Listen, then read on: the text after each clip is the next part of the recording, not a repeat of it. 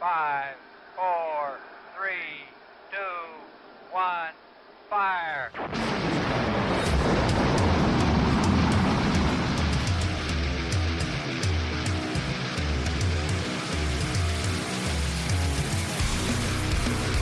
Hello, hello, hello, and welcome to the Indie Wrestling Experience, where we discuss all things related to the Indie Wrestling Experience. I am Bob, and I am here again with John. Hey, everybody. We got a really cool show for you today. We're going to kind of skip around and talk about a bunch of topics that we've been saving for a while. We've got Rich Buchholtz coming back on, our friend of the show, Rich Buchholtz, the owner and promoter of Ragin Pro Wrestling out in Wisconsin, as my dog tries to knock over my spotlight. There we go. And he will be on with us in a little while. He's got a lot of things that we're going to talk about. We're going to talk about that big John Cena heel turn. We're going to talk more WWE ID, as they have recently announced WWE ID championships to be defended on the Indies. We're also going to talk about the first 3 episodes of LFG with Rich and get his opinions from a promoter perspective, while we give our opinions from, I guess, the Mark perspective. I don't know what you call that, John. You had it right. Okay. And also, we're going to discuss this issue that came up a couple of weeks ago in Canada at Wrestling United involving Liiza Hall and the promoter out there, Mike Davidson, and some comments that he had made on a podcast about the female talent that work for him. I'm very interested. I know John has thoughts. I've already talked to him about it, but I'm very interested in Rich's thoughts on that as well. I wanted to start, though, John, with 2 things, because I want to spend most of the show with Rich. Sure. But I did go out to Route 33 Wrestling this weekend, as I talked about, out in Spencer, West Virginia at the Spencer Armory. It was my first live show, my first live indie show in a couple of months. And it really reminded me what I love about the indie scene so much. I know I sent you a couple of videos, and I'll talk about a couple of them in a second. But the crowd out there, it was such a different, Spencer, West Virginia is clearly a very different place. The thing I noticed, first of all, was that I pulled into this tiny parking lot thinking, how the hell are we going to fit all the people here for this show? And then sat there for a minute watching most of the people walking in from in town. Like, this was the happening in Spencer on Saturday night. And I thought that was really cool. That's awesome. Yeah, it's cool when you can get a community to buy in on it and to really come and support it. So that is really cool. I'm sorry I missed that one. Yeah, no, and it's like Jessie McCumber said when we interviewed her a couple of weeks ago about that town. She was saying, I don't really bring in big name stars from WWE or legends or things like that, because these people here don't really know too much about. They're not sophisticated wrestling fans. But what they do know and what they do love is Route 33 Wrestling. And when I went out there and watched it, she's 100% right. Like, that town is invested in Route 33. They hate the bad guys. They love the good guys, and they let you know it. Like, they let you know it. One of the cool things was, I think we talked about it, John, how the boss lady was going to unveil this new championship at the March 1st show for a tournament, and a tournament for the title would be held over the next few events, culminating with a championship match in September. So on this show, she had 2 first-round matches, but we still didn't know what the championship was. And the two matches there was a men's match and a women's match. So clearly this is an intergender title. This show had the unwilting Tatiana, who is a favorite of mine, who I got to speak to during the show. I told her that I'm the one who does those stupid rankings videos, and she was very, very nice about that. She pretended like she liked them. But Tatiana was taking on Reese Ramon, and the other first-round match was John D. Crazy Hillbilly versus Jordan Carlisle. John D. Crazy Hillbilly is a character you got to find on YouTube or somewhere else. He is a big, tall, like, he looked like, he's not big like Uncle Elmer, not at all, but he's very big and stout. He's probably 6'4", and big built kind of guy, flannel shirt, the overalls. hillbilly hat, and he's wearing a mask, so we don't know who he is. So he's this unidentified crazy hillbilly. Just so good. And then he gets into the ring with Jordan Carlisle, who comes to the ring wearing this sequined shawl over his shoulders, which I think I heard him say at one point cost $5,000. And John D. Hillbilly gets into the ring. Jordan Carlisle tries to take his hat and put John D. Hillbilly's hat on his head. So the hillbilly grabs this sequin shawl, puts it over his shoulders, and starts prancing around the ring, saying, "I feel like the dollar store Ted DiBiase." Hey, man, he stole my gimmick. Oh, my God. Oh, man. And the funny thing is, and I know this is just the accent, it's the only reason I'm saying that, but when he spoke, John, when John D. Hillbilly spoke, I heard your father. Oh, Lord. That was that West Virginia accent, man. I was waiting for him to call me Bobby Hobart. Maybe I didn't. Maybe I'm not so sad I missed this one. Maybe I just need to miss that match. Yeah, no, that's good. Well, you have to miss the next one too, because John D. Crazy Hillbilly did advance in the tournament, as well as Tatiana. We don't know who their next opponents are going to be, but it's going to be crazy. And the fun part is, we got the title belt unveiled at the show before the first round match, and the boss lady let us know that this new title is called the Wild and Wonderful West Virginia Championship. Oh, my. I like it. It's very unique. Very West Virginia. I got a lot of family that'll be after that one. Yeah, that's actually true.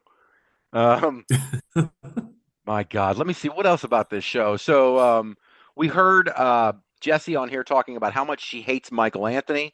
That was a theme that ran through this entire show. Michael Anthony was the first match on the card against his old buddy, the Jägermeister, and he beat Jägermeister and then took to the mic and demanded a title shot from the boss lady, who was standing sort of over by the sound equipment. She grabbed the mic. She asked the fans what they thought. Of course, their answer was a resounding no. And so the boss lady said, "Well, I guess you're out of luck." Michael Anthony did not take that too kindly. And 2 or 3 matches later, after Hero Napier's match, who was also a buddy of Michael Anthony's, who got turned on, we saw the video board pop up, and we see Michael Anthony outside the venue with Jägermeister beating him down mercilessly and basically baiting Hero Napier to run after him and find them, which he did, or which Hero did. We have no idea what happened outside because we didn't see Hero again. We didn't see Jager again. But we did see Michael Anthony again. The main event was a title match, the open weight title, Gorgeous Morgan Taylor, who is just a snivelly heel, just really good. And versus the Mountain King, the boss lady's husband, who had won the Mountain, I think it's called the Mountain Medal, at the last event and decided to cash in at this event. Gorgeous Morgan Taylor eventually wins on a referee distraction that allows him to grab what I think were brass knuckles and knock the Mountain King out. But what I really loved about this was he knocked the Mountain King out with the brass knuckles while the referee's back was turned. The referee starts to turn back around, so Morgan Taylor locks him in a sleeper hold on the mat so that it looks like that's how he was put to sleep. I thought that was fantastic. Oh, no, look, I got the sleeper hold, see? No, look, he's here, check his hand. Pay no attention to the man behind the curtain. Right. And this was after Morgan Taylor had come to the ring with Bomani for Bomani's match earlier in the night, slid the title belt, his title belt in for Bomani to use. The referee intercepts the belt that's being slid in and starts arguing with Morgan Taylor outside the ring. Meanwhile, Bomani's like, okay, well, nobody's looking. Now I'll grab a steel chair. So he goes to swing the steel chair at Jeffrey John while the ref is arguing with Morgan Taylor.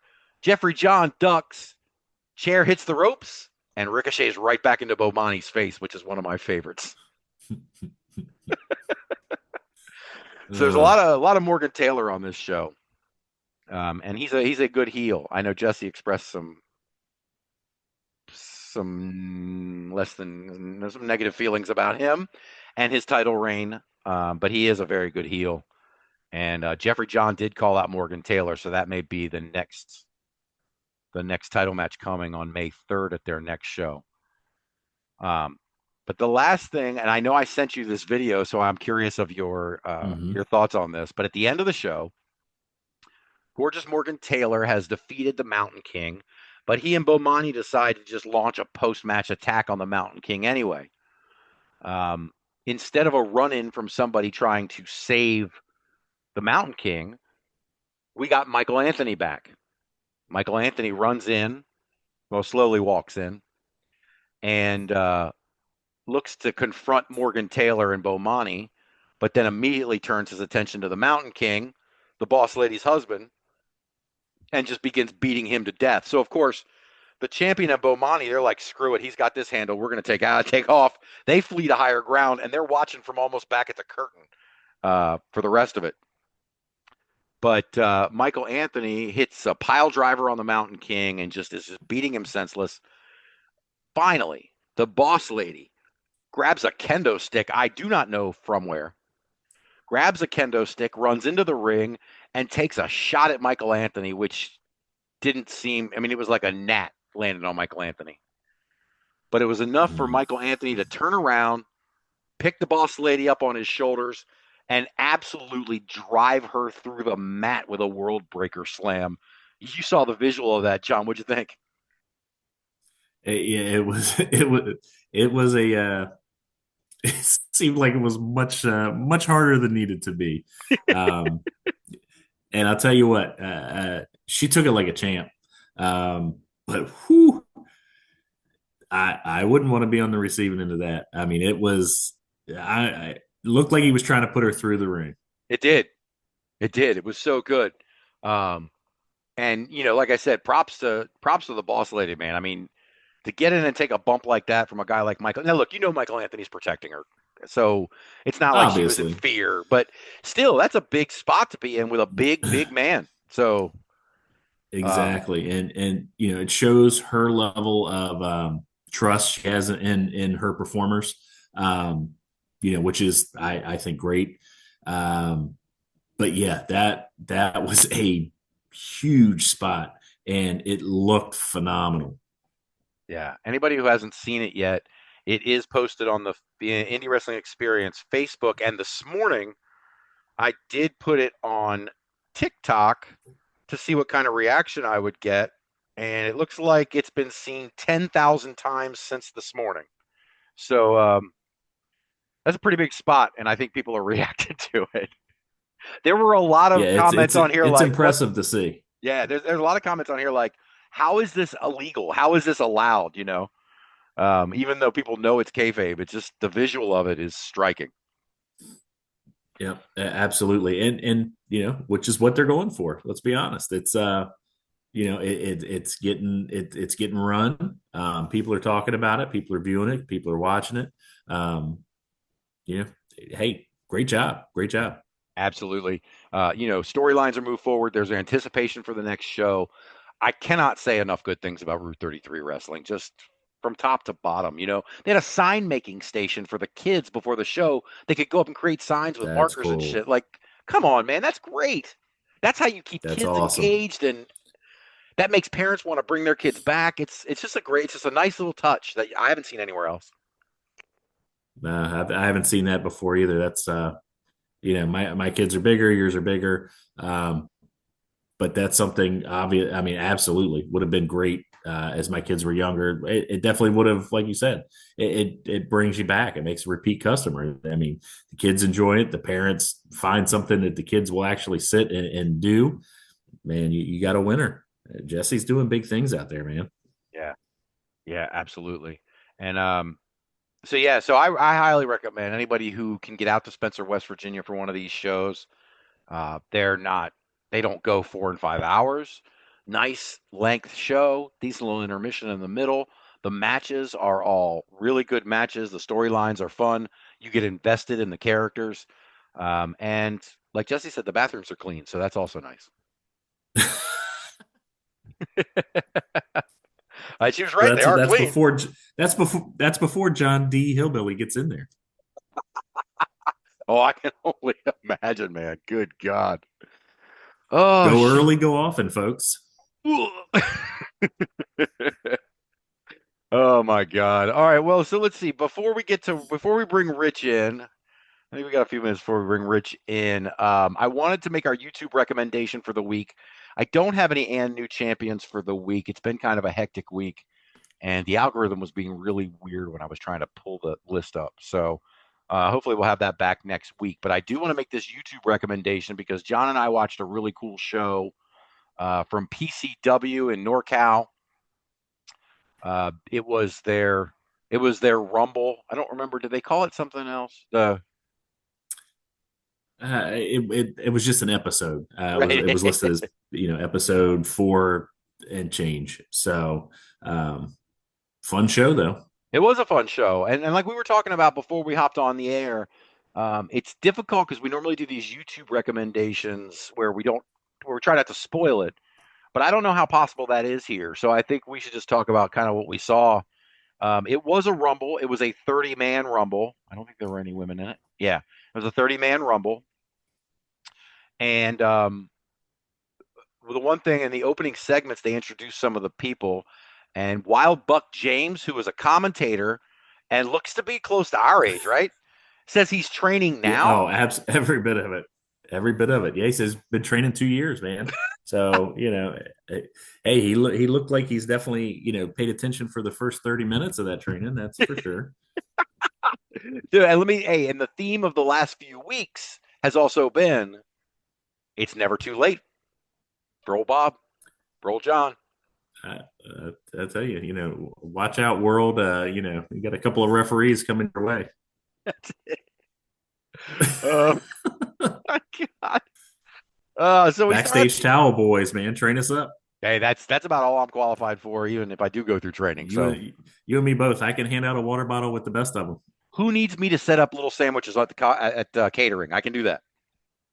Hey, we're in, brother. I'll probably eat half. Play to our strengths. That's so as we start the episode, there's Zach Reeb, the owner of PCW, who is also clearly very involved, is dealing with Anthony Marcus over the fact that his guy Journey Fatu was not able to make it. I guess Journey Fatu was supposed to be number 29 in the Rumble, and so then he wanted to stick Anthony Marcus in that spot, or no, he wanted to stick Anthony Marcus in the number 1 spot. Number 1 spot. And then Anthony Marcus enlists Dickie Dakin to take that spot from him. And then he ends up with the number 20. Marcus ends up with the number 29 spot. And we see him later. It was weird to me. The first thing I noticed about Dickie Dakin at the beginning was not realizing how far he was going to go in this thing. Was why does it seem like everybody wants to give Dickie Dakin instructions? Like, why is everybody telling him? Like, why is this poor boy listening to Zach Reeb, to Anthony Marcus, to whoever? I mean, like, they're just all telling him what to do. Hey, man, young guys, man. He needs a little bit of direction. But you know what? Dickie hung in there tough, man. Yeah, he did. To the end. Absolutely. I won't go through. I got these guys listed here on my sheet. I wrote their names down 1 through 30 as they came through. I don't know if you did, but if there's any names that caught you as you went through the match, like you said, there were some slow spots in the middle, and so a lot of these guys we didn't know. I do know coming in at number 5 is one of my favorite wrestler names that I've heard. That would be RC Nist, the arsonist, with the Bam Bam Bigelow flames on his gear. I thought that was awesome. Hey, man. PCW NorCal has got some of the best wrestler names that I've seen in a long time. We had Arsonist, who was my other favorite guy that came in there. Propane. Propane. Propane. If those guys, they kind of went at it. I was kind of hoping they were a tag team. I mean, Arsonist and Propane. Come on, man. Right. It's like peanut butter and jelly. They just. It just was fun, man. This is what what I like about indie wrestling. You can get the shows where it's very very serious and you're on the edge of your seat, and then there's shows where it's just pure fun. And Yes, this was that show. it was. It was a great way for me to learn a bunch of names from PCW NorCal, and Yes, get to associate absolutely, some faces with absolutely. names and get a piece of them. Oh, Hmm. that's another one of the ones. I'm going down my list here as you're mentioning propane. I'm a huge fan of MILF Hunter, by the way. Are we? Listen, he's okay, but it's the Mexi Macho Tortuga that's all the rage right now. And the Mexi Macho Tortuga was just some white guy, right? That was pretty clear, wasn't Oh, absolutely. I mean, the worst luchador mask I've ever seen in my life. Just generic. It just looked like my face, with a big mustache put on it. It was awesome. I mean, just great. I mean, like you said, just just the names, and then you had simple. We had towards the end. Who do we get? Phil. it? Yeah, we did. Phil. Just Phil. Yeah, Phil was huge. Phil was awesome. they popped for Phil. Phil. Like, Uh, I loved it so much. The crowd was hot too. Don't get me wrong, the crowd was hot. dude, and the venue looked awesome. Hmm. The visuals. They had at one point the lights went out and it came back on, and you had some big boys that popped up in the ring, and Oh uh, shit, yeah. That at the yeah, end was crazy. dude, it was crazy. Like I said, for having some slow spots in the middle. Just I think they had a lot of guys. I think they had too many guys in the ring at one point. Just for me personally, um, once it kind of thinned out, dude, the end of that match, the last 15 minutes, 10 minutes, um, it was awesome. I mean, Yes. they had the big, the surprises, the lights out, the lights back on, the lights back out, the lights back on.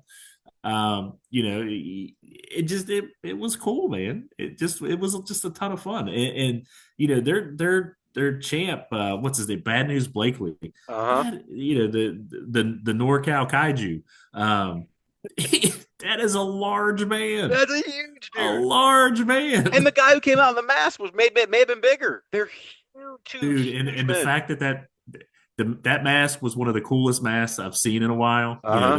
The painted black chin. The studs on it. People were Uh, trying to hit them and hurting their hands with the studs on the, yep. the mask. I'm like, So why good. has somebody not done this before? That's awesome. No. Hey, did they never introduced like we still don't know who that guy is, right? Like they I didn't have say. no idea who that guy is, but I'll Oh, tell you what, man, he was goozling some dudes. no doubt.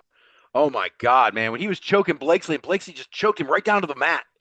Oh, that's a 400 and something pound man. I mean, he might be a 500-pound man. And that he just It, right down to the mat with a choke. it was like I said, this was so much more fun than it had any right to be. Yes. It was awesome. It really was. It really was. I'm trying to think. Okay, so let's see. So after that, the one thing I made a note of was the second time the lights went out. So then these guys, this masked man and Blakely, they're both gone when the lights come back on, but the lights are off for a really long time. Like I was just guessing it was taking those two big boys a long time to get back to the back. Well, listen, neither one of those guys was getting under the ring, so it took a No, little bit. right. Exactly. They had to get their asses to the back. It was almost like when I was at Final Battle and Braun Strowman came out at Ring of Honor, the last Final Battle. I mean, like Hmm. they couldn't keep him under the ring, so he had to. They turned the lights off, and he had to come all the way down the ramp, down the steps, down the thing, and it took forever. But this seemed even longer. Yeah, it was. It really was, man. It was cool. I enjoyed it.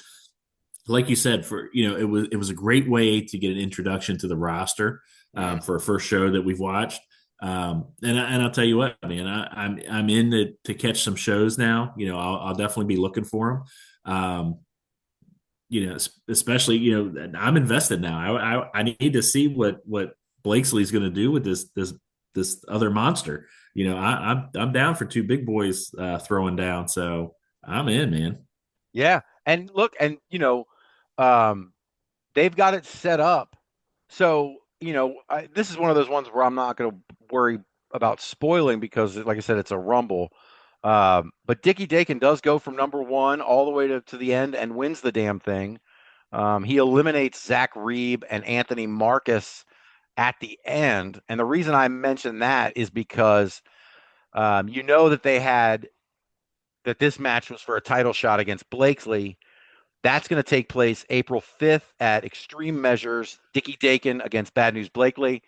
And then also they've announced Zach Reeb versus Anthony Marcus to take place at Extreme Measures in the Battle of the Senior Citizens.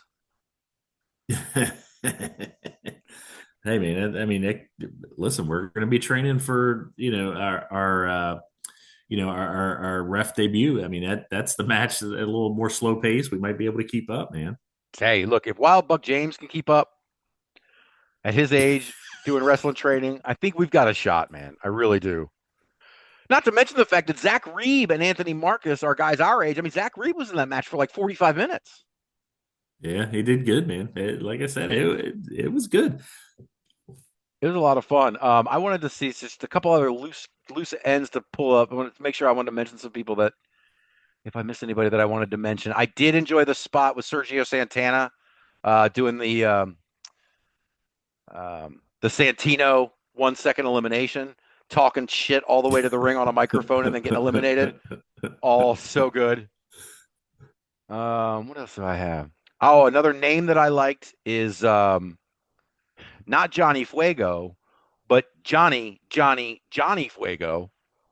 I'm a big fan of that. And I'm going to let Parts Unknown from my favorite place. Hey, shit, man. That's half the world champions come from that place. But I want to let you talk about someone because you mentioned him to me before that we haven't really talked about him getting involved here. The Dark Fox Illumide. I was super impressed with this guy. Dude, he super athletic. He's got the prototype wrestler body. I mean, especially for nowadays, he's lean, he's chiseled. And the guy looks like $1,000,000. He's tall, he's got power, and just he reminds me athletic ability, at least from what we saw. Just as far as some of the moves he does of some of the guys that are coming out of the performance center. He's got hops for days. He's got some amazing, standing, splash to the middle of the ring. Listen, this guy, if we don't start seeing, I'm definitely interested. I believe now, he's got a title. If I was looking him up on the website, so they're obviously putting some run behind him. And I wouldn't be surprised if we start seeing him pop up, in some bigger promotions. Sky's the limit on this guy. He really is just kind of stood out from the crowd. You know what I mean? Oh, absolutely. And the one thing that stood out, that popped into my head with him was, as I was just saying, that being so impressed with everything he did, like smooth. He's very powerful, but he's also lean and athletic. Like, there's a lot of really cool things going on there. But I was also thinking about the conversation that we've been having about now my brain is not working. Montez Ford, right? Yes, exactly. Yeah. I mean, that's where I got lost there for a minute earlier, but yeah, that's who I'm thinking of is Montez Ford. Yeah, if Illumide if he puts on some weight like Montez Ford is doing right now, he is going to have the look of a world champion. And he's a young kid. Absolutely. Yeah, absolutely. So, we've made a habit in the last couple of weeks on these shows as we watch these YouTube shows to make it known when we find people who are essentially new indie wrestling experience favorites like Lola Yara and Auntie Heidi, who is a huge fan of ours, or we're a huge fan of her. But I'm going to throw Illumide into that. Love Heidi. Absolutely love Lola. Lola, please don't hurt us. That's right. We love you. That's right. But I am throwing Illumide. Illumide is my guy from this show. Illumide is my personal indie wrestling experience favorite from this show because I think the sky is the absolute limit for that kid. Yeah, he's like I said, I would not be surprised that we start seeing him pop up in some bigger shows, specifically around California. And I can't wait. I can't wait. Yep. Absolutely, guys. So again, this is PCW Limelight Season 4, Episode 31, entitled Shocking Returns, New Rivalries, and Rumble. 30 man last man standing Rumble. The episode runs about an hour and 19 minutes, but like John said, it's such an easy, fun watch. Like, of course, I love Rumbles. You love Rumbles, so they're always easy to watch for me. But this one was just light and fun. Everybody was having a good time, and I really enjoyed it. Yeah, very, very tongue in cheek, very, very family friendly. Very, like I said, just a nice, quick. Again, you and I keep talking about these quick little shows like this, and sit and watch it on your lunch break, man. It's a great time. Yeah, no, you wait till your lunch break. Oh, never mind. Yes, Bob. Some of us are grown and have a little patience. No. Well, yeah, some of us have a little patience, and some of us have 3 monitors. So I had to get I had to get an extra monitor for some work entertainment. Anyway, Yeah, that's what we'll call it. yeah, that's exactly what we'll call it. All right, John, I think it's about time that we bring in Rich Buchholtz. Welcome, Rich Buchholtz, back to the show. Rich is the promoter and owner of Ragin Pro Wrestling out in Wisconsin. Welcome back, Rich. Thank you. Glad to be back. Absolutely. Hey, Rich, how you doing? Good. How are you? So I'm going to start with the topic that you sent me, Rich, and we won't get too deep into it because everyone else is discussing it. But what did you think of the Cena heel turn? I thought it was very good with WWE not spoiling it before it could evolve. The crowd was kind of similar to what happened with The Undertaker at WrestleMania 30 when he lost to Lesnar. It was a shock moment. And I think they're just kind of turning the wheels of what they're going to do for WrestleMania of who the next member is going to be. Because I think there's more than just Rock and Cena. Yeah, I think so too. And there's been a lot of rumors about it already. The names are just flying everywhere. Anybody here got any guesses? If there's a third man, who it'll be? No guesses, man. But I'll tell you what, I popped hard for it. I mean, how many years we've been waiting for this, right? And the thing that didn't sucked think for we'd me, ever get it. So. yeah, the thing that sucked for me though was that I watched it the next day and already knew. Oh, I was so mad. I tried to avoid the spoilers and everything for just that reason. Because they said it was going to be a big night. I knew something was going to happen. And then I saw the heel turn. And to me, I can't ever go back and relive that moment fresh now. So I don't know. I guess I'm kind of out of that conversation. But did one of you guys see it live or both of you guys see it live? No, man, I did like you. I just happened to be, I guess a little better about avoiding the spoilers. I did see it live, and it was cool to see live. My roommate has kids, and his son is a huge John Cena fan, and the look of a 12-year-old is pretty much nostalgic to what I was when I was 12. Awesome. The disappointment and all that stuff. Yeah, man. Oh, yeah, it definitely was great. I mean, look, fans have been clamoring for that heel turn for 20 years, more than 20 years now. And we finally got it. And I think it's brilliant of WWE to bring Cena in. I think they did it well where they brought him in because my first reaction, and I have to imagine a lot of other people's reactions to this Cena showing up. What did he show up at Survivor Series to announce that tour? Yeah. And so he shows up out of the blue, announces next year is going to be his last year, wearing a shirt, the last time is now, bright colors. And I went, ugh, I'm so done with this. I don't need a Cena farewell tour while they're also talking about a Goldberg farewell tour. Just get me out of this nightmare.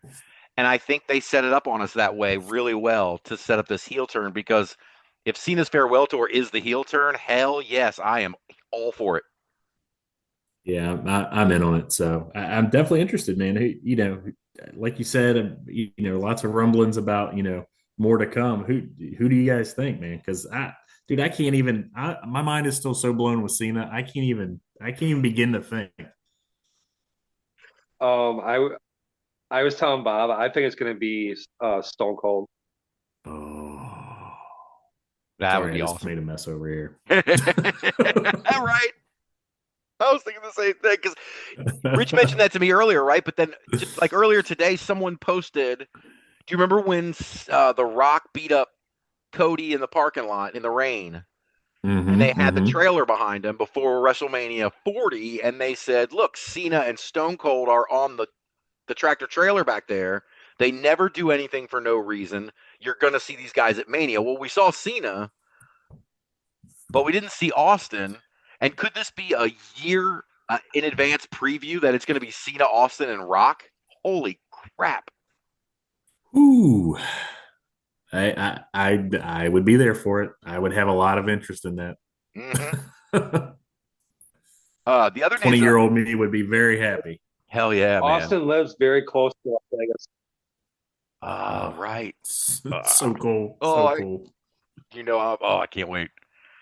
The other names that I saw, though, the first thing I saw as soon as it happened, the name that I saw come out first was LA Knight. And he is a great heel and would be a great addition to that group. I mean, it's kind of anticlimactic when you're talking about Rock, Stone Cold, and Austin in a faction together. But Yeah. LA Knight would not be a bad choice. LA Knight fits that that kind of late 90s, early 2000s kind of mold. You know what I mean? He's kind of patterned himself that way. So, I mean, if you're taking a younger guy, I mean, and yes, he's relative, younger guy. I think he's a great fit for that. I do too. And he's a great heel. Anybody who does not know about Eli Drake needs to go back and watch some old TNA. If you are an LA Knight fan and that's all you know is LA Knight, that's cool. But you need to go watch Eli Drake and the Dummy Button from 2016. It is heel gold. Yeah, Dummy. Yeah. That was fantastic. He was great. And that's what got him world champion. Listen, you and I are close enough proximity. We know anybody from Hagerstown's a heel. That's a fat damn. That was I wasn't expecting that shot, but good. Hey man, I'm grouchy today. What do you want from me? I'm calling it down the middle today. Oh shit, man! What is it? Conrad calls it when he does with Jim Ross. He says it's red ass Jr. I guess we got red ass John today. There you go. Oh shit, man. So last thing on this, and then I want to move on to some other stuff because we've only got Rich for an hour. But what do you guys think as far as? I mean, where does this go between now and Mania? And then do you think Cody loses to Cena? And that the arc is Cody getting it back? Or do you think Cena wins the belt and goes on a farewell tour, just wrestling all these young guys? Or what do you guys think happens from here on out? I think Cena wins it at Mania, but I think Cena loses it. Like somebody wins Money in the Bank, cashes in on him. Would be my guess. Mm-hmm. Yeah, it's kind of where I was going with it as well. I'm with you. I'd like to, if Cena's going to do a farewell run, let him run with the belt for a little bit. I think heel Cena with the belt could be, in the Rock in his corner, it could just be a friggin' blast. And Austin in the back waiting for him. Holy shit! It's too much. It's too much, man. It's too much to comprehend. Oh.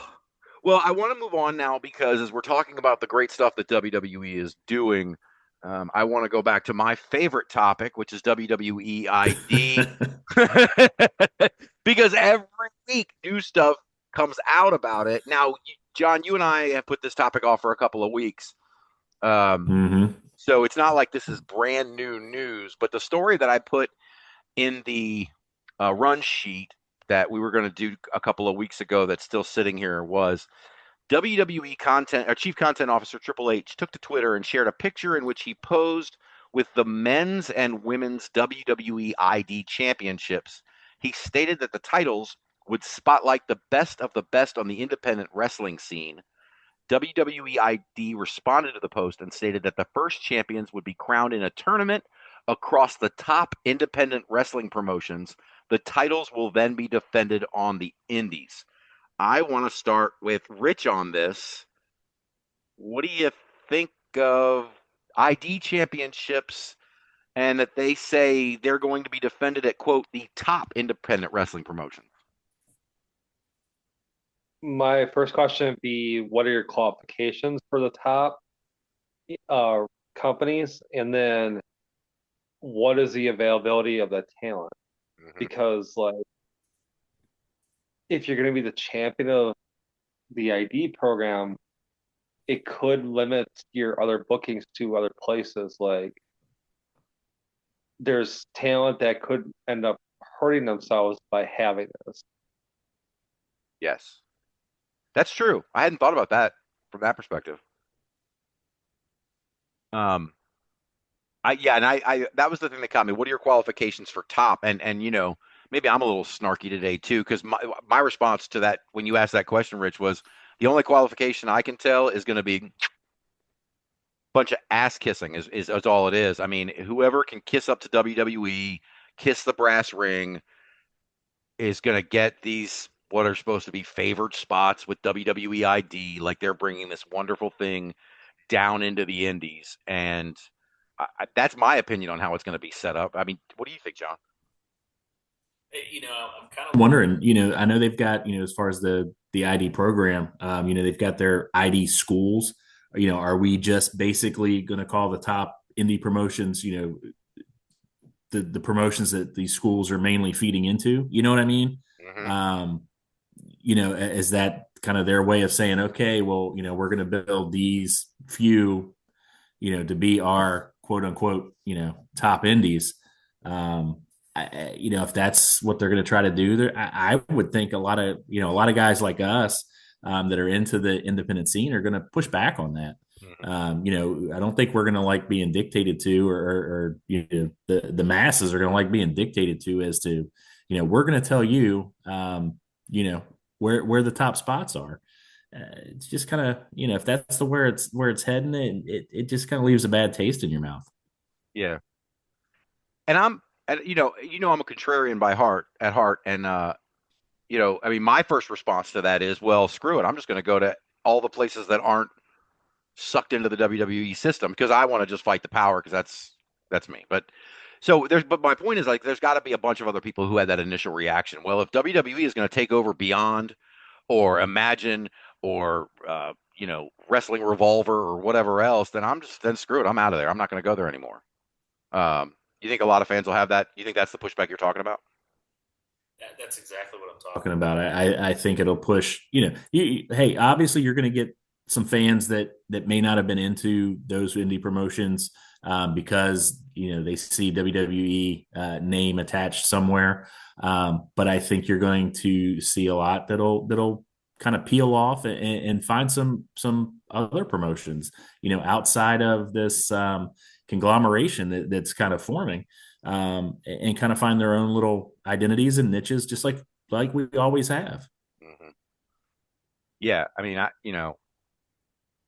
said it a million times. I say it every week, but I mean, this just looks like the Empire Strikes Back to me, man. It just looks like the evil empire has just laid darkness over the land, man, and that's what I'm worried about coming. And we had Brox on last week, and Brox made a point to talk about Brox Boulder made a point to talk about how in 10 years ago, 2014, 2015, 2016, the indie scene was basically dead on arrival, and it's just now building itself back up. And I'd hate to see for WWE to be like, oh, look, a new shiny toy, let me just play with it. Well, like you had said, are we going to get into an arms race now? Like you said, is AEW is going to start buying up? WWE is going to start buying it. Not, but you know what I mean. Mm-hmm. That's not, that puts us right back where it got us to the low point. Mm-hmm. It brings us full circle, and it's just I'd hate to see it implode because we're too top heavy. You know what I mean? Agreed. Now, at the same time, I put in the run sheet, the AEW thing. AEW bought ROH. WWE is teaming up with TNA, but also very quietly, Rich, I don't know how much you've been paying attention to. Sorry, I hit the mute button. I don't know how much you've been paying to the NWA, but the NWA has been locking up indie promotions for a couple of years now. They have. One of their biggest ones is Exodus out of Ohio. Mm-hmm. And the funny thing to me is that doesn't make me feel terrible. When I hear NWA is putting some promotions together, to me, my first reaction to that was great. The NWA can then, if the NWA, I mean, it seems to me like this was the first story, was the NWA doing it. And the NWA used to run the territory system. So if the NWA has a virtual territory of 30 or 40 smaller promotions from across the country that they sort of help manage and funnel money into, that doesn't bother me as much as WWE reaching down into the indies and just sort of infecting it with their poison. Am I being too dramatic? Like my biggest thing with that would be, where do you draw the line on AEW to WWE for what promotions are going to succeed, which ones are going to really be hurt from this?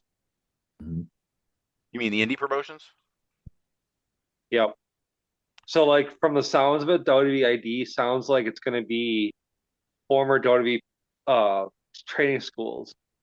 Like Rikishi's is one, Booker T's is one, I believe Seth Rollins is one. Mm-hmm.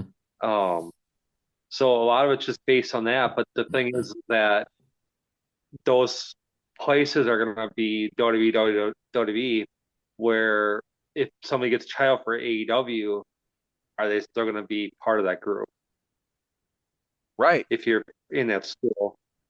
Yeah, no, that's actually a really good point. Does WWE want to take someone who's come up through the NWA system? Does AEW want somebody who's in the WWE ID system, knowing that they're probably beholden to WWE in some way? Um, Mhm. does that slow down the flow of talent from place to place? I mean, like, I look at stuff differently than most do, but like I look at it and go, if you have an opportunity, you need to take it. I don't care if it's WWE, AEW, TNA, higher indie promotion, overseas tour, whatever the case may be, whatever you want to do to succeed in this business, you should take that opportunity because you don't know how often the door is going to be open for you. Right. Yeah, from a performer perspective, I guess that's it, man. I mean, when the opportunities come, you take the best one for you and you go. Um, And there's, well, I was just going to say, and there's no like emotional attachment for, that's what I tell talent is like, you can't have the emotional attachment to whatever company because they're going to look at numbers too. And if somebody else can come in cheaper, they may replace you anyway. So you just got to look out for yourself. right. Yeah, the economics of the business are certainly going to change. I mean, I do feel like this is almost a return to a territory system in some way. It's not the same as it was before because WWE is a global superstar or powerhouse. But Yep. these guys are starting to buy up these promotions and sort of stake their claim and plant their flags in different areas. Maybe that's, I mean, again, like I said, people our age uh, love to talk about how great the territory system was and how much they miss the days of the territories and kayfabe and all this stuff. And maybe we get, maybe NWA and WWE and those guys start covering their section or their territory in a way that funnels money down into the indies and makes it better. I mean, I guess there's certainly room for it to be really good on the back end. I'm just nervous about it. There is. It's just a matter of how they do it. Yeah. Anybody catch Evolve last night? I did not. Get a chance to either.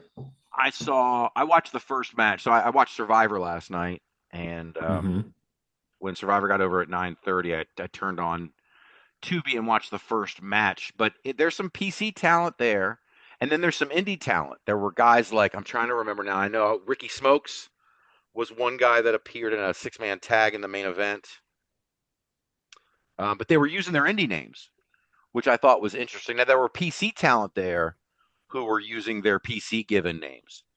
There was a woman named Callie Armstrong who I'm not very familiar with, but when I looked her up on WWE, it looked like she came right in through the system and went right and has been in NXT or the PC for 2 years. So it's like this mix of this talent. I saw Zeta Steel, John. I saw Zeta Steel standing in the group of folks who were at the beginning, but they didn't mention her by name. But Nice. Jack Cartwheel, and some of those Mhm. guys who I know are using their indie names. I think it's an interesting thing that. I mean, I think it's smart that WWE is going to use PC talent with indie talent on Evolve. It's just another transition into the system. Like, is Evolve essentially the new feeder for NXT, which feeds Right. the main roster? You know what I mean? Like, so why not mold Mhm. these indie people and these these sort of less ready PC folks? Hey, listen, the appetite for it is out there, which is, I think why, we're starting to see, this proliferation of these other shows, you know what I mean? The Evolve and the LFG and the things like that.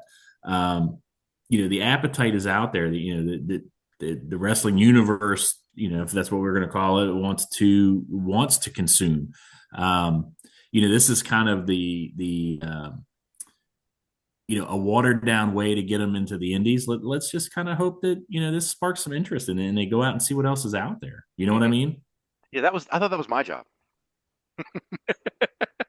Spark some interest in indie wrestling. No, we do. You're doing what you can. You're doing a good job, buddy. I'm trying. I really am. Oh Hey, my, man, just a lowly son of a police officer. What are you doing? that's it. So I wanted to talk about a couple of other things while we got Rich. One of which is no, let's do LFG. Let's talk about LFG first. Because we're already Okay. talking about WWE and training and stuff like that. Rich, now so we asked Brock's Boulder last week, and I asked him. I said, we're not really seeing a ton of wrestling training on this program LFG, but what we are seeing is people who are in training. And I asked him, how that kind of mirrors, if there's any part of it that mirrors the training he got, and he didn't want to pull the curtain back on any of the training really. So I assume that Rich is going to have the same thing, but Rich, from a training perspective or from a promoter perspective, what are you seeing in the instruction, at least, that these folks are getting on LFG so far? So far, what I'm seeing is that a lot of them are like skipping to like chapter 10 already instead of chapter 1, where they're they're not doing the actual training part. So that's where it's different and tough enough. Is they're showing them matches already and stuff like that. But like WWE training compared to indie level training may be a lot different. It just depends on what place you go to Mm-hmm. and if they were trained by WWE or if they were not trained by WWE. Because WWE is very big about certain key points that other places are not. Like, in your opinion, what are those points that they're key on? Their biggest key is working the audience live instead of working the actual crowd in the arena. Mm-hmm. They'd rather see people work the TV side. Um, and most places will teach you to work the crowd that's there. Right. But I mean, that's also coming from you didn't have the tapings and all that stuff and the live feeds when I started. So like Right. that's how you worked was the live crowd. Yeah, that's one of the things I Oh, noticed. plus two. Go ahead. Yep. I was just going to say plus two. The way they're kind of shooting it and showing it. We don't really know what the production schedule is. So we could have days between episodes. That were happening in between the episodes. We don't. There could be an indefinite amount of time between. So we don't know how much training is taking place between, like you said, episode 1 and 2, and so and so has their first match. Well, did they get 2 days of training? Did they get a couple of weeks of training? The way they're shooting it just kind of makes it ambiguous. You know what I mean? It's kind of left up to the imagination, I guess, at this point. It's funny. It's funny that you say that too, because I the thing that I didn't think of it from that perspective, as far as how many days and Mhm. minutes are between the training, how much time has elapsed.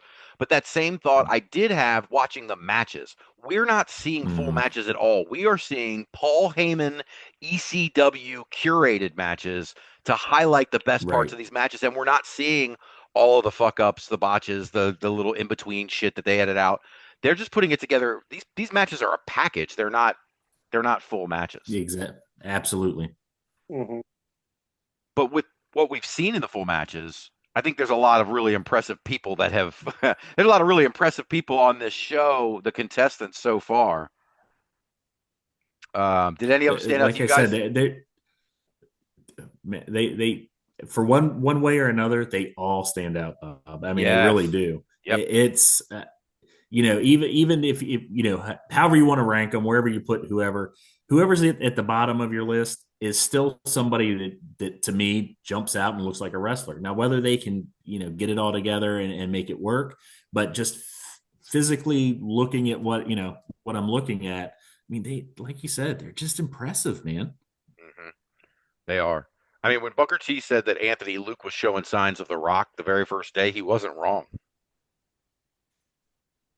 No, that kid's again. It's they've all got that look, and like you said, the difference I think, and I really like it, especially a couple episodes in. We were talking about last podcast, kind of the differences with this and Tough Enough. Um, these aren't people that are coming on a wrestling reality show because they're wanting to get famous and maybe they like wrestling. They everyone that's here is here because they want to be a wrestler. So to me, it makes a big difference. Hmm. I agree. And now Rich was pointing out before we got on, that a lot of the guys who were on Tough Enough were trained workers before, but Mm-hmm. they didn't seem to make it up to the top. It seemed like the newbies were the ones that made it up to the top. The people that we saw on TV when the contest itself really got going, most of them were not wrestlers. I mean, like John Morrison. I mean, Mm-hmm. he was just a really athletic dude who could do crazy stuff. They brought him in once, he failed. They brought him in a second time, and he made it. But it seemed like guys like that, guys who had. It seemed like to me, it was like fresh NIL talent kind of thing before. Mm-hmm. Like Mm-hmm. we don't know they're going to be great. We've never seen them in a ring, but these guys are too athletic not for a few of them not to be great. It was kind of how Tough Enough felt to me. But all these people they're ready to go. Coach them up and turn them loose, and I think you're going to have there's a good handful that we're going to be seeing for the next few years, whether it's indie, whether it's a different promotion, whether it's WWE. There's a lot of them that we're going to see for a while here. Mm-hmm. Do you And think a it? lot of them Okay. will get contracts. Well, I was gonna say a lot of them will get contracts, even if they don't win it per se. Mm-hmm. Mm-hmm. That's what happened with a lot of Tough Enough. So people still got contracts. Right. The one that comes to Like mind maybe is one, but Cameron. Christopher Nowitzki got it. Yep. Yeah. Yeah, Nowitzki was great until he got hurt. He was too smart for the wrestling Yep. business in the first place, though. I the one like I said, the one I was thinking of was Cameron. I mean, I think she quit or they eliminated her like the first episode, and it Yep. seemed like to me they only did that so they could get her training behind the scenes so she could show up on TV in 8 weeks, which is fine. Mm-hmm. Um, but One of the this, most famous ones is Evil East too. Evil East, oh yeah. right, absolutely. Damn, I forgot about that. What was I going to say about the? Losing it. What do you guys think of two of these guys having their girlfriends RDB workers for WWE? I think that's just for us to discuss, or do you think It that actually matters behind the scenes? it can be a positive, it can be a negative. It depends on who it revolves around. So some wrestlers will think that they're getting in based on who they're dating, and some wrestlers will be like, "Oh, okay, you must be okay. You're dating this person or whatever." So it just depends on the other wrestler's opinion of that individual. Right. Yeah, I was going to, for me, I kind of, you, I would imagine it is probably like like Rich just said, kind of the attitude, or is it somebody that's like, oh, yeah, I'm dating, my girlfriend or my boyfriend, whatever, is a wrestler. So Luke and the name slipping my mind, the Drake kid that's Moreau. from Louisiana, Drake Moreau. Both of them seem like down to earth, nice. At least what they're portrayed as is the down to earth, nice guys. They're not shoving that in your face. Whenever it's brought up, it's not necessarily brought up by them as, oh, well, this is who I'm. Oh, well, hey. So I think that plays a lot into like Rich said, it's attitude. Are you kind of a jerk about it, and or are you cool? That's actually a really good segue because one of the most prominent people on the first 3 episodes of LFG is someone who I'm curious of all yours opinion of, and that's BJ Ray, Braden Ray, who gets injured in the second episode. He got injured, and then he was consulting with the judges in the 3rd episode, or maybe he got injured at the beginning of the 3rd episode. I think he got the beginning of the 3rd, I believe. Okay, yeah. So those first 2 episodes, he's been the character, the TV character so far of the entire season. Do you guys think he's going to be successful?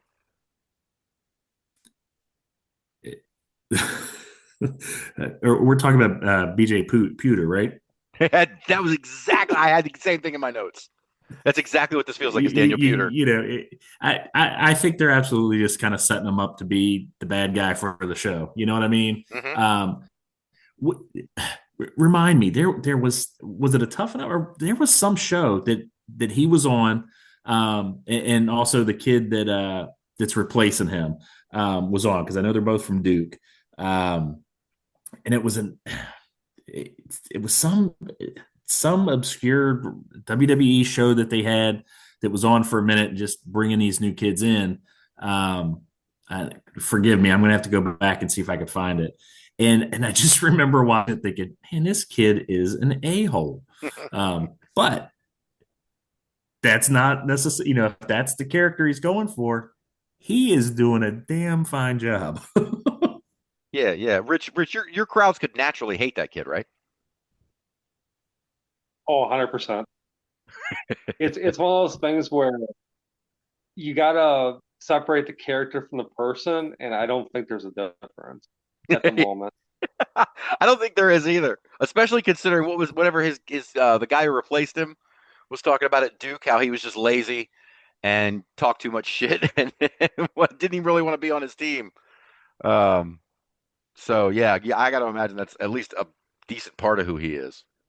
What was the other thing I was gonna talk about? I don't know. I'm just kind of going through some of these notes here, but I wanted to say this. I wanted to talk about the judges, and these guys get to choose. The winners of the first episode got to choose their mentor, and the only thought I had about choosing a mentor out of this group, and again, for those of you who haven't watched it, that's Undertaker, Mickie James, Bubba Ray Dudley, and Booker T are your 4 coaches. The first thing that jumped out to me was, if I was a female talent, I'd want to pick Bubba Ray to dirty me up. I mean, is that crazy thinking? No, absolutely not. Out of that group, you want to learn to be kind of the grimy grinder, needle your opponent, needle the crowd. Who better out of that bunch?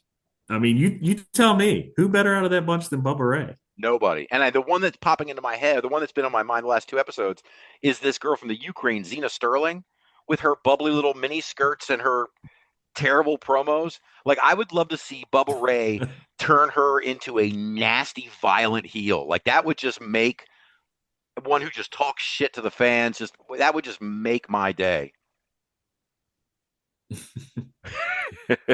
No, I'm with you. I'm absolutely with you. Because the promo was terrible. Bubba's been the highlight of the oh, absolutely, it was terrible. But I can see what she's going for, and I think Bubba can work with that. I really do. But Bubba has been the highlight of the show for me so far. I mean, is there anybody else that's jumped out to you more than Bubba Ray? Nope, not at all. No.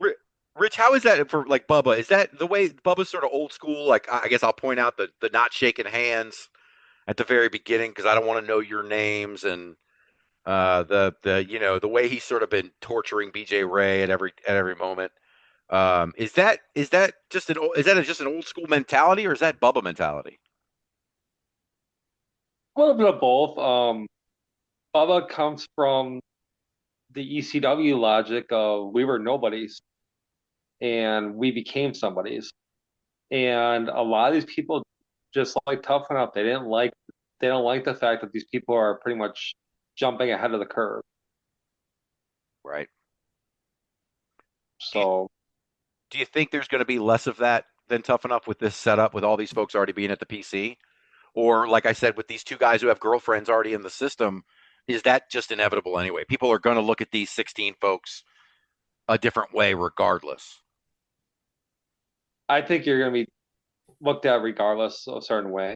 Mhm. It just depends on who it is. Like somebody in the business is probably going to be looked at a certain way. A regular fan probably will not, but it it's very hard to say because it's a totally different environment now than it was. Right. And that's why I kind of keep thinking I think I that's why I think I keep going back to that because I mean the difference in the business 20 years ago versus now is so stark. Whereas 20 years from 2000 back to 1980 is not as stark, except for the territories disappearing. But the difference in the culture in the locker room and the way these with social media and everything, I think the business to me looks much different than it did 20 years ago. And these kids have to be dealt with. This new generation has to be dealt with in a different way. They have to be brought along a different way. But the old school tricks still kind of work. I mean, like nowadays, a lot of people want everybody to get in with them, and that's the hard part about being like a promoter is a lot of people like feel entitled. So it's kind of like the cliche thing of, well, I'm dating a wrestler, so I should get in, or he's my family, or whatever the case may be. Hmm. And it's totally changed the narrative up to what it used to be, Right. I think. Um, so did any of these folks in the matches, either one of you guys have? I mean, like I said, we don't need to go match through match episode by episode, but just for these first few episodes, did any of the matches or the in ring actions stand out to either of you? To me, a lot of it was very basic. Yeah, it Hmm. seemed very basic. I mean, you had I guess what stood out was not the good things. I think the kid Shiloh, kind of caught a kick, knocked him. I mean, he was out. He's like, I'm gonna go And back then to the other wrestling thing, now.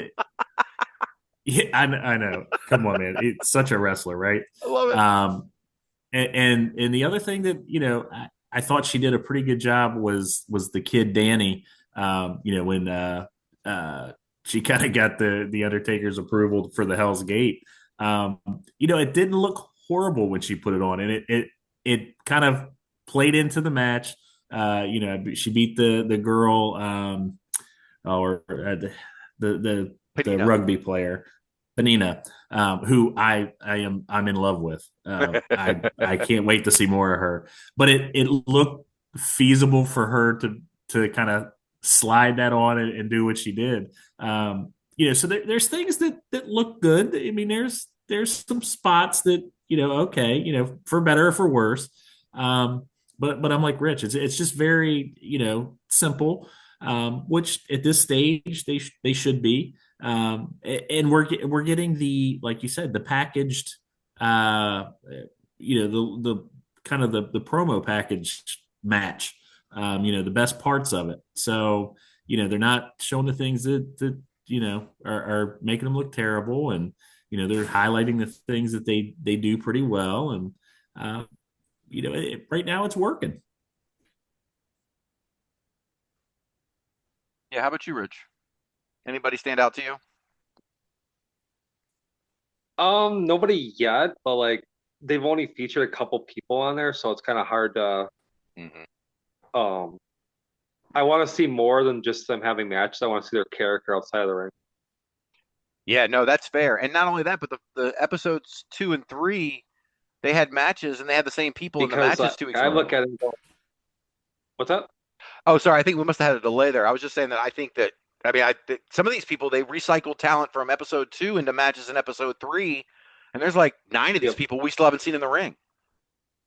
Yeah, and that's pretty much what I'm saying. Is it's like you can have good matches and stuff, but like if you don't get the contract, quote unquote, I want to know what these people are like outside of the ring. Mm-hmm. How are they representing themselves and all that stuff? Because like there's a chance they could end up on the indie scene, and is somebody going to take a chance on that? That's a good point. Yeah. I know that the one note that I had about your girl Panina John, the note that I Mhm. made was that she reminds me of early Shayna Baszler, but meaner. Meaner and just size. You can't. Yeah, you're gifted with the size or you're not, and she is physically intimidating, man. Yeah, I'm Like I not fighting said, her.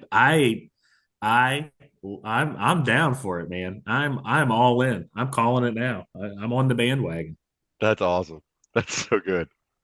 The two things that stood out to me, I was talking to Rich about this from the beginning. The two things that I'm going to be negative about, and this is just me, but I'm just being me. Michelle McCool on the second episode. Michelle McCool, for anybody who's not aware, is the worst.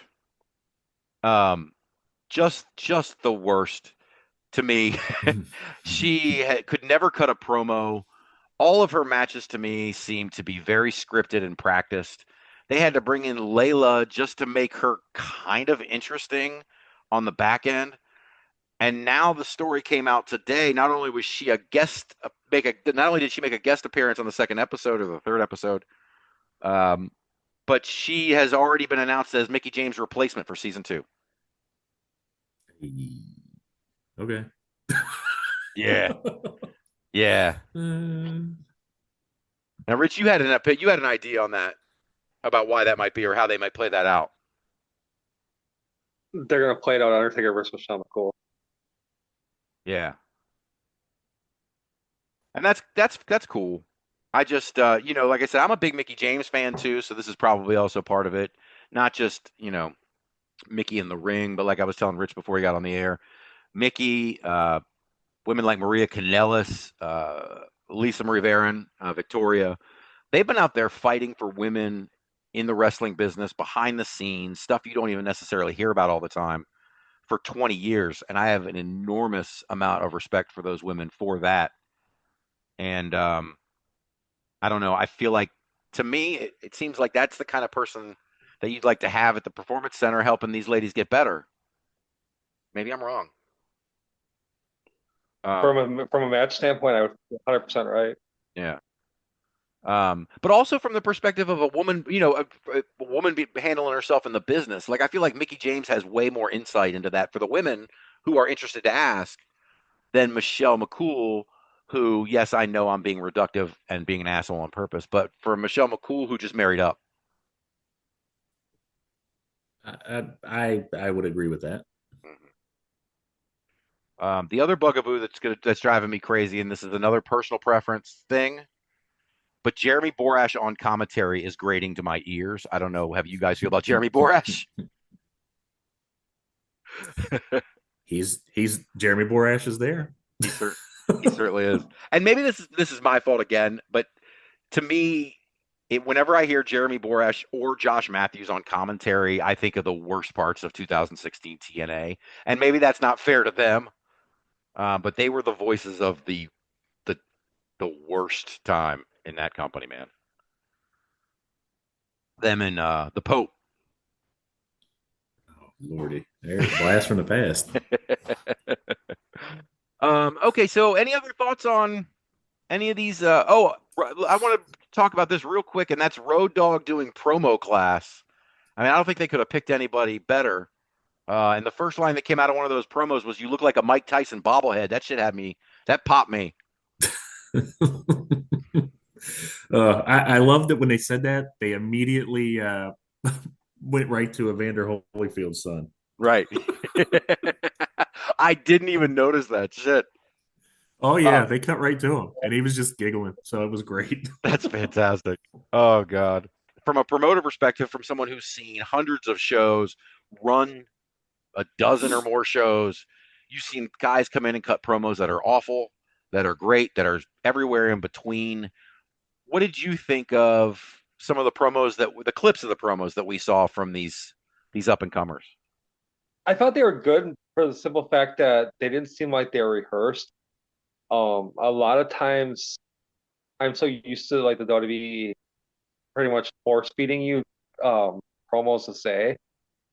When you get the feeling that the wrestlers are actually coming up with their own ideas, it makes it more genuine and more realistic. Mm-hmm.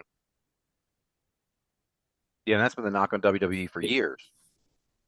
It exactly is just that they feel so scripted. Yeah, I'm with Rich on this one. I like it when it's organic. I like it when it, even if it doesn't come across, as perfect.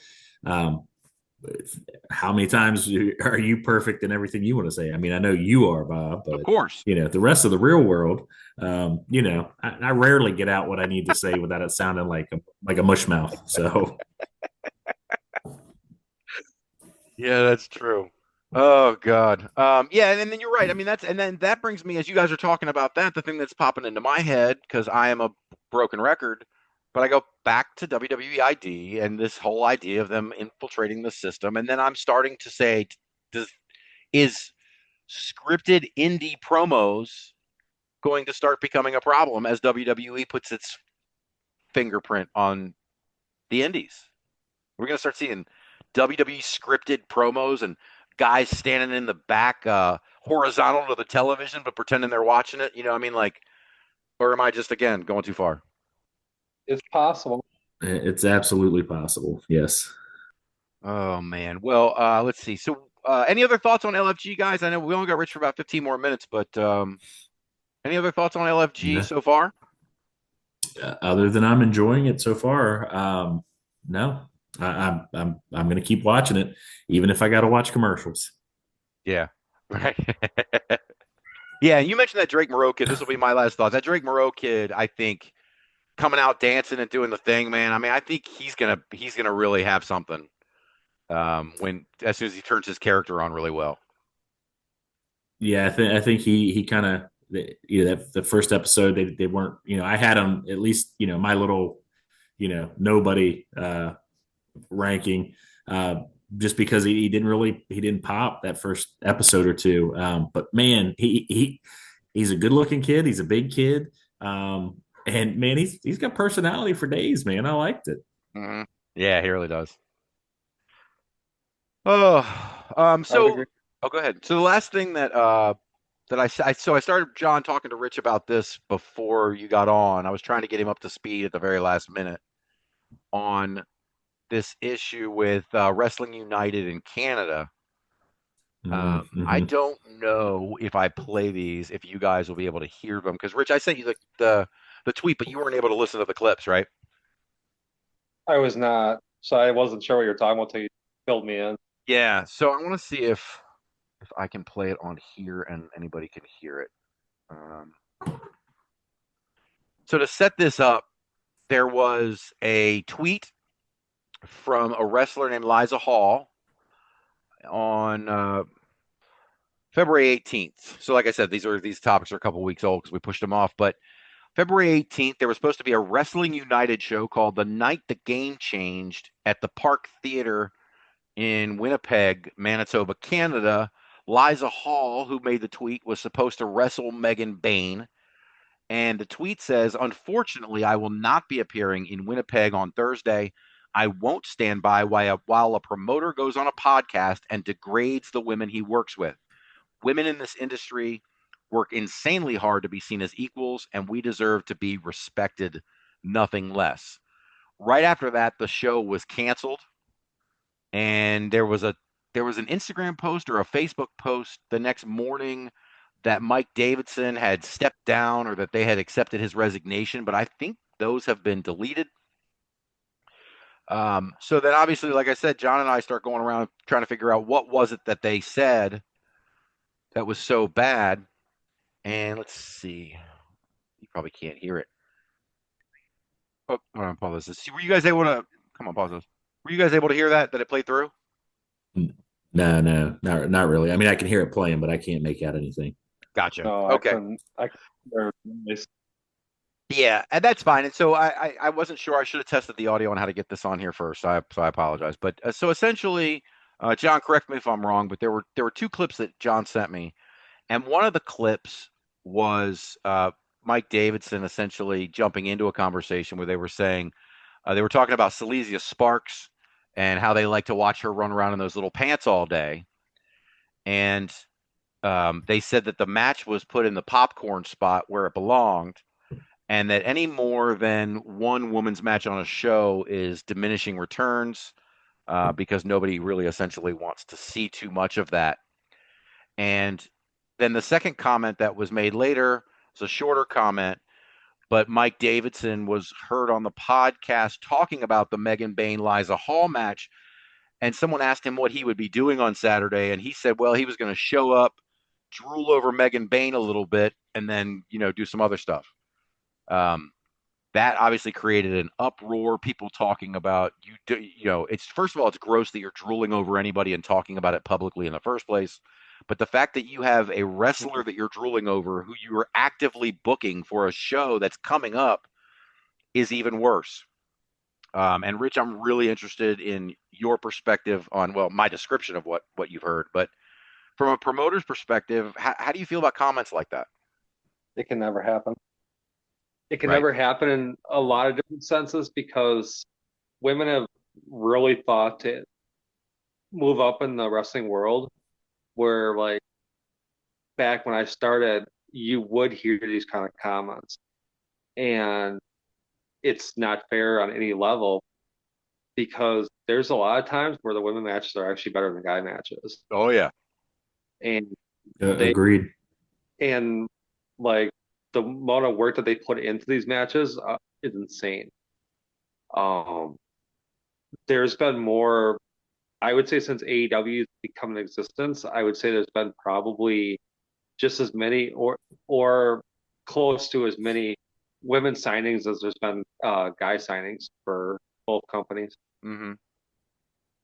But to me, the thing that jumped out, first of all, was him calling the women's match a popcorn spot. Like, I don't think the women's match has been thought of as a popcorn spot in 15 years, right? Like, so it just seemed like a really antiquated comment. Forget the offensiveness of it and all the other stuff. But, like, when was the last time people talked about a women's match being in the popcorn spot? Yeah, it's been a long time.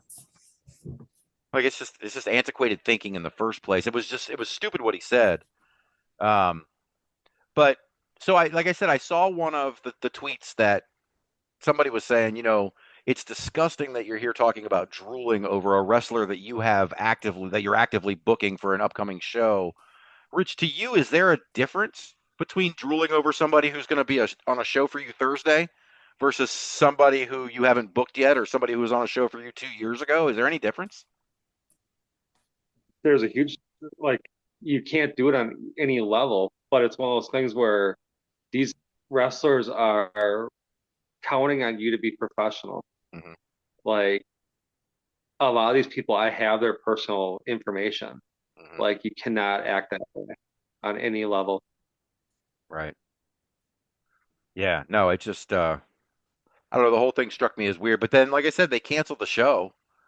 So their action was taken. Now, whether, these guys, and again, I'm not casting any aspersions on anybody. I did hear the comments this time. A lot of times we're on here talking about rumors. I did hear those comments, and I did not care for them myself. But I don't know if they're gone for good or if they're going to just take a break, let the dust settle, and come back. But that kind of thinking it's just like I said, it's antiquated, but it's also bad for wrestling and the performers who have to put up with that crap. And women have been putting up with it for years, And only now are they getting to say something too. That's another part of it. Well, and the thing is, Megan Bain just got signed to AEW, so like that's going to be even more of a topic because she works for TV. Right. That's true. But yeah, when I saw that, I was like, wow, I can't believe. I mean, John was the one who found the comments because I had to search through the podcast and I didn't see them. But when I saw the tweet, I was like, oh shit, something's breaking down here. And then tons of wrestlers, if you look at the comments on the tweets, are coming to Liza's not defense, but they're saying, good for you for standing up and taking care of that. So, and a lot of performers might be torn on making that kind of bold decision, right? They might be. It depends on how comfortable they are in their own surroundings. Mm-hmm. I mean, I hear stuff all the time where I'm just like absolutely amazed by some of the stories that I hear from how talent is treated in general, whether it's male or female. Yes, right. And I guess another thing is that you would think that a lot of that stuff would be dying off. I mean, you and I talked a few weeks ago about the what was it? It was Me Too, but in wrestling it was Speak Out, the hashtag Speak Out movement. Um, Yep. like you would think that that would have flushed a lot of this stuff out, but it just seems to keep happening in certain areas. It does, and a lot of there's politics involved. There's a lot of stuff like I stay out of the politics part of it, but not everybody does. Like it goes back to working for other promotions that people don't like. Um, I I tell talent, you do you, we do us, and we're good. Seems fair. Well, Rich, it's about five of. Do you have to go ahead and get off of here? We can probably do like one more question. Oh, okay. So let's see. So what else do I want to talk about? John, do you have anything on the Liiza Hall or on LFG or anything else we haven't talked about that we Oh missed? man, we pretty much ran right through what we needed to. Yeah, we did. Yeah, I've had I've already lost track of time. I was having such a good time with this conversation. Start with Cena and then end with you know the changing of the thinking in the culture. That was a good conversation, man. Yeah, yeah. I wish we had some more time. But as I say that, and then John and I go into a 3 hour podcast last week, and so maybe not too much more time. Oh man, last week was something else. Um, Rich, I'm throwing this at you on the fly here. I told John I was going to throw it at you, but I'm throwing it at you now on the fly. What I would like to do the next time we have you back, if you're in, Okay. is to have you think Yep. about because your YouTube channel does contain. I know you've stopped adding to the YouTube channel since you stopped having Will around, but um, Yep. but the old stuff from the YouTube, you have basically full shows on there, but they're broken into matches, right? I believe so. Yes. What if there's a show on your YouTube channel that you've got all the matches to, that we could sit and do a rewatch and you Yep. could talk about it maybe 2 years ago, maybe that Tessa Blanchard show. I'm not sure if that one's on there, but something that pops out to you, something that's special to you, and then we could put the matches together on a playlist on YouTube and just let them run for a little while, and we can just watch the old matches, and you can tell us what was going on behind the scenes at the time, and we'll kind of BS about wrestling along the way. I Does would that say sound the good? best one. That sounds great. The best one I could think of off the top of my head would be Extravaganza One. Extravaganza 1. Okay. I will look into that, and That, we'll that set was that up. Chelsea versus Diana. That was which one? That was Chelsea versus Diana Peraza. Oh, you all right? I'm already in. Oh, I'm already,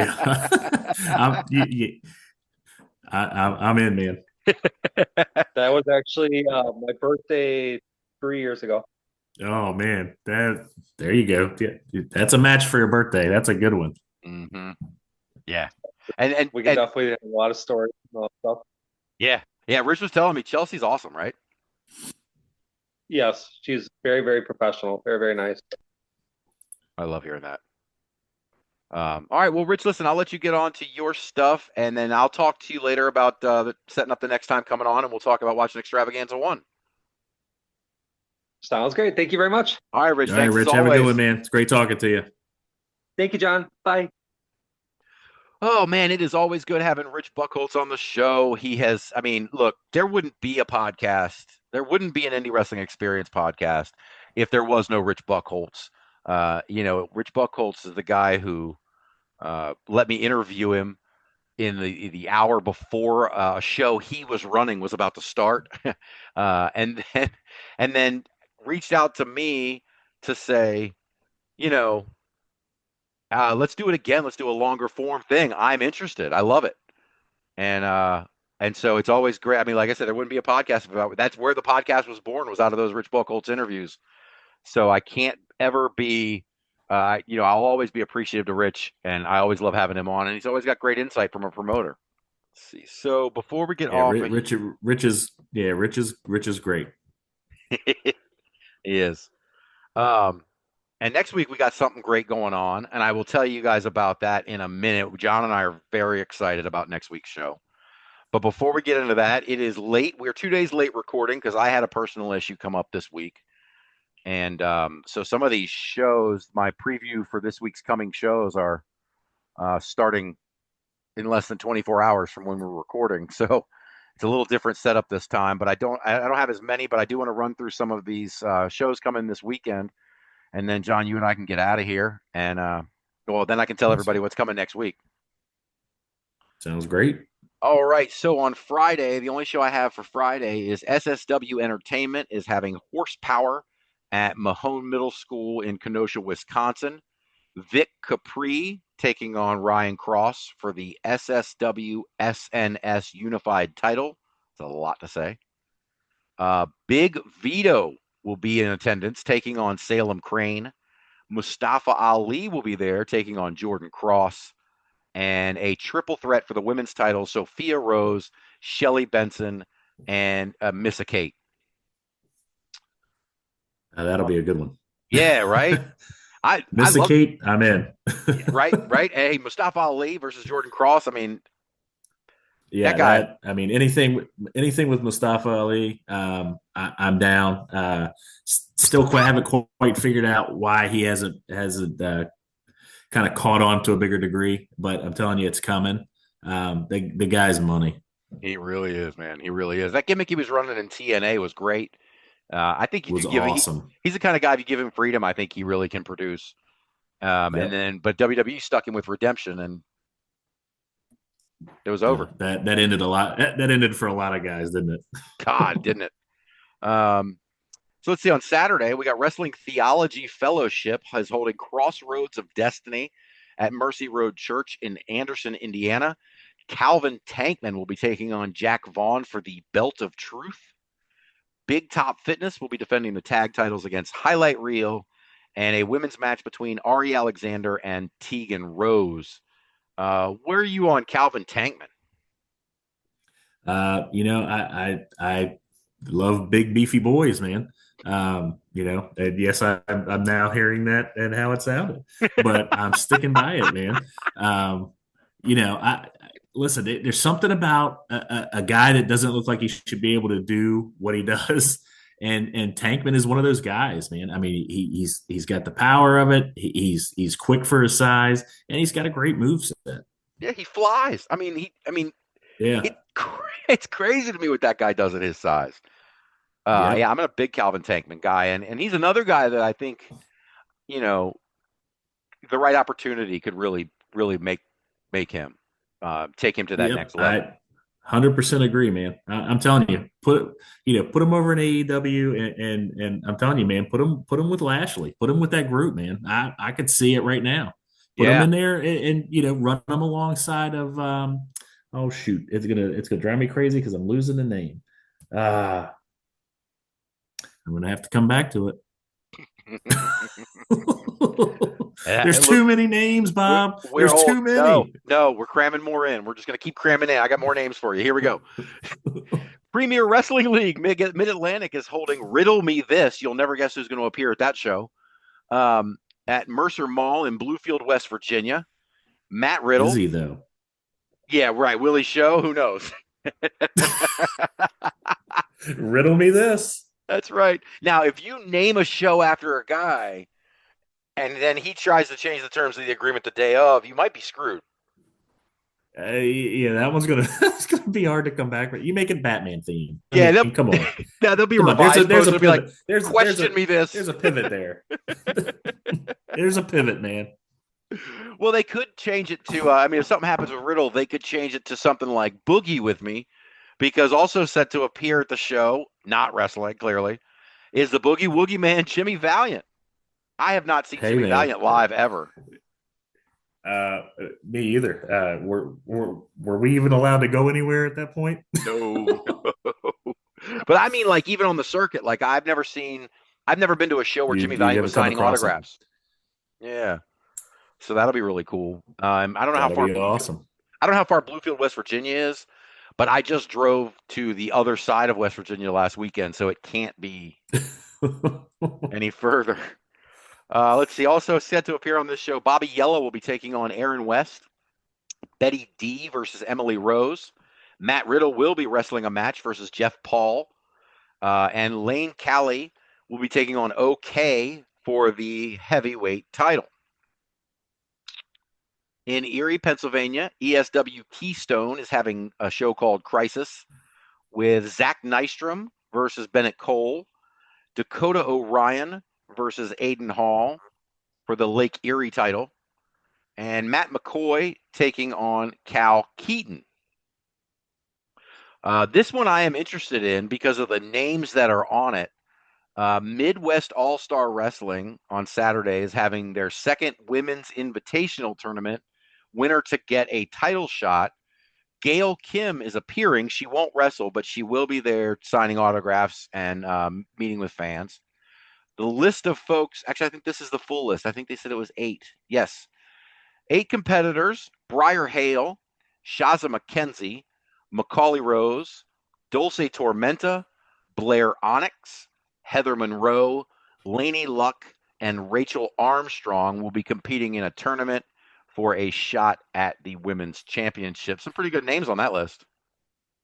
Yeah, I'd say so. That's a stacked show for sure. Yeah, man. Where is that? That's in Minnesota. All right, I'm not getting out there to that one, but I would like to.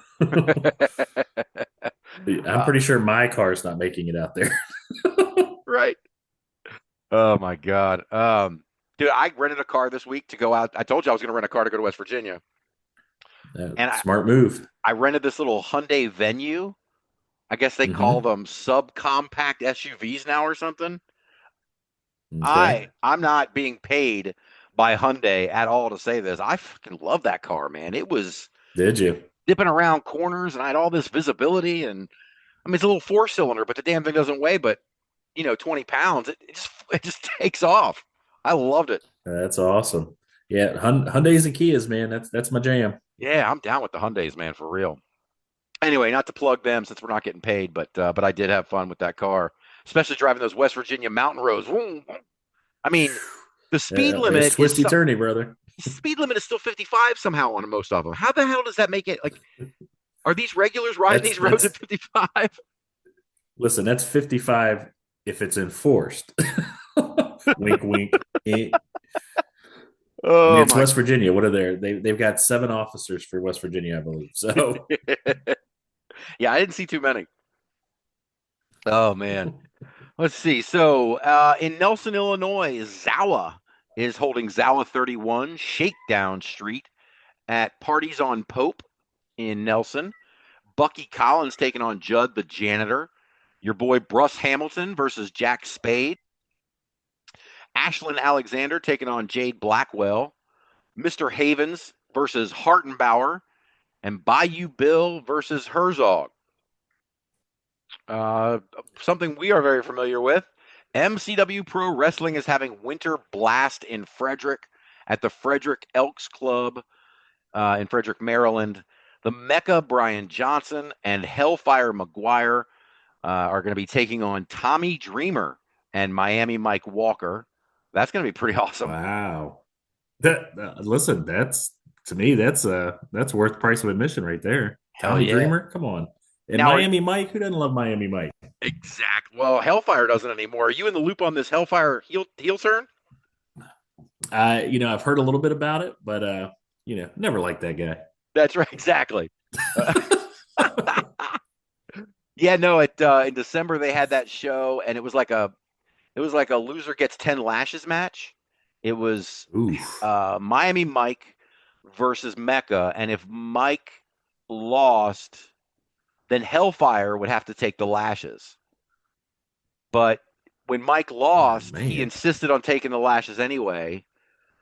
Mecca hit him 9 times, and then Hellfire stole the belt like he wasn't going to allow it anymore, and then turned right around and started wailing Miami Mike with the belt. Fans went ape shit. Why Hellfire? Why? But it was pretty well done. And like you said, who doesn't love Miami Mike? Exactly. I mean, that guy's gimmick is great. It is. Yeah, even British is in love with Miami Mike. Seriously, man, I'm waiting for him to take the next step because he's just. It's like, you hear people talk about, the character is you turned up to 11. Mm-hmm. I don't know the shoot Miami Mike Walker, but doesn't he feel really comfortable in that gimmick? Like that's got to be a piece of it. I mean, it's got to be mostly him. Oh, absolutely. He is that guy, like you said, turned up to 11. It's just it's too effortless. It's just him, man. And I'll tell you what, if that's not him, then sign him up everywhere. Put him on everything. Because I'm telling you, the guy, if it's not him, he's acting his tail off, and he's getting me to believe it. Mm-hmm. No doubt. I'm a big Miami Mike guy, but I'm a big Mecca guy too. I'm usually the only one in the crowd cheering for Mecca, but I love him. Yeah, technical as they get, man, and tough as nails. Guy's awesome. Yo, and what would a show be without a pre-match Brian Johnson promo where he talks about being from the greatest damn city on the planet, Philadelphia, Pennsylvania? That's heat.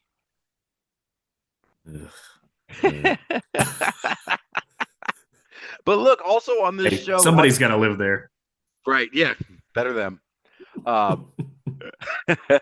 But also on this show, we've got Alex Devine defending the Rage TV title against LSG. The Devil's Business with Amara Void taking on the Zucos for the tag titles, and there better be a title change here, man. I am all about this Devil's Business. That's Clay Jacobs and A.K. Bane with Amara Void, who just turned on the Zucos at that last show, man. Oh, so good. Gia Scott's defending the women's title against Ava Everett, and in what I assume will be the main event, Joseph Keys, the new MCW champion, defending against Ken Dixon. What is up? Dude, I'm there for that one. I mean, Keys and Dixon. Whoo. Yep. Two beefy boys, man. Yeah, Let's go. Well, hopefully what would JR call that one? A slobber knocker? That's right. It's going to be nasty, man. It's going to be a nasty one. I can't wait.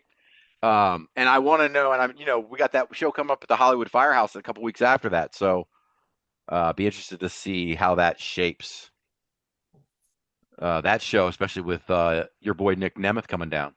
I'm telling you, it's going to be good. It is. Let's see. In Palmer, Massachusetts, Test of Strength is holding Lone Survivor 6 at the St. Thomas Church Parish. The Mission will be taking on Counter-Strike for the tag titles. Super Fro versus Young Boy versus Bobby Ocean versus Ichiban versus Dustin Flash Waller versus Ariel in an elimination match for the #1 contendership to the TOS title.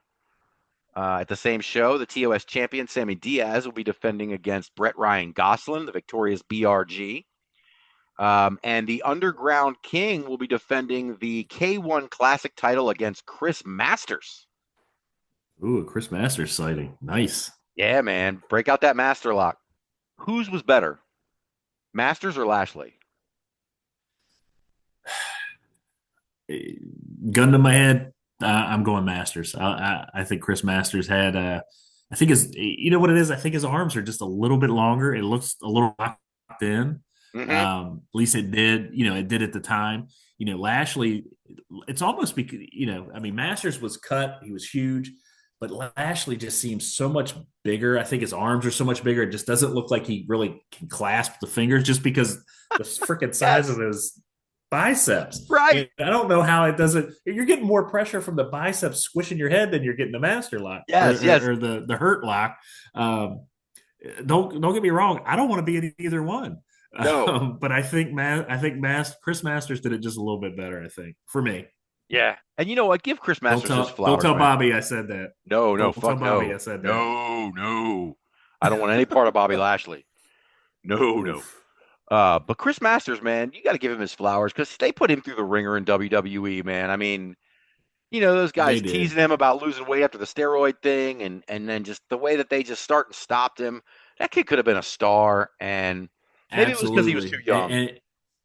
And to me, the fact that he's still around and if you catch any of his matches now, he's so much better than he was, man. He was the plotting, the big muscle guy.